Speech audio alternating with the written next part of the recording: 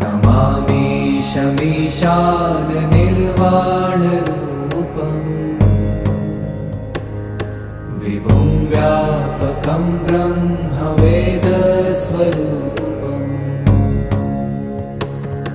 निजं निर्गुणं निर्विकल्पं निरीहम्